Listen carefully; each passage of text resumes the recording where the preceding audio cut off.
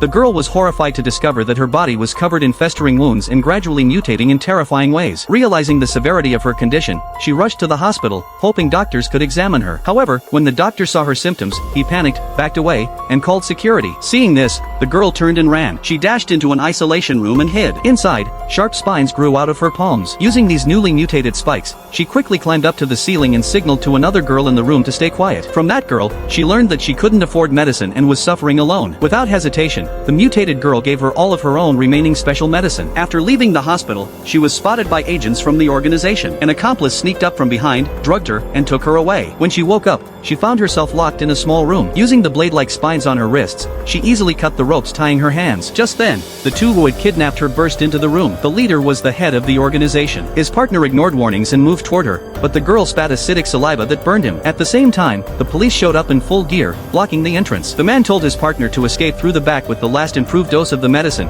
while he stayed behind to try and convince the girl to leave with him. But before he could say much, the police broke in, arrested them both, and sent them to prison. In prison, the girl's body continued to change horrifically. Her ears began to fall off, replaced by insect-like hearing organs. She quickly put on a hat to hide them. Then, a doctor from the pharmaceutical company came to the prison to take the man away. It turned out he had known all along that the man was secretly improving his special formula. When the doctor saw the girl's mutations, he became very interested. He promised to help restore her, and after some hesitation, she agreed. Back at the company, the doctor disregarded her well-being and prepared to use her for human experimentation. Enraged at being deceived, the girl fought back, but the doctor overpowered her with a heavy dose of sedatives. Not long after, when staff came to inject her with anesthesia and move her, they found she had already broken free. She knocked them both out. She escaped the observation room and, using information she forced out of them, went to the basement to rescue the man. They sneaked into the laboratory, where the man retrieved the medicine. He discovered that the active ingredient was extracted from dragonflies, which was what had caused the girl's mutation. It turned out the man used to work for the company. He left to develop the medicine on his own so he could provide it for free to ordinary people. Although the girl regretted ever taking the medicine, she pulled herself together and decided to join the man in fighting the pharmaceutical company. They escaped the building, fled through the woods to a fence, and the girl used the spines on her elbows to cut through the wire mesh. When guards spotted them, they ran along the road until they reached a dam. Knowing they couldn't escape together,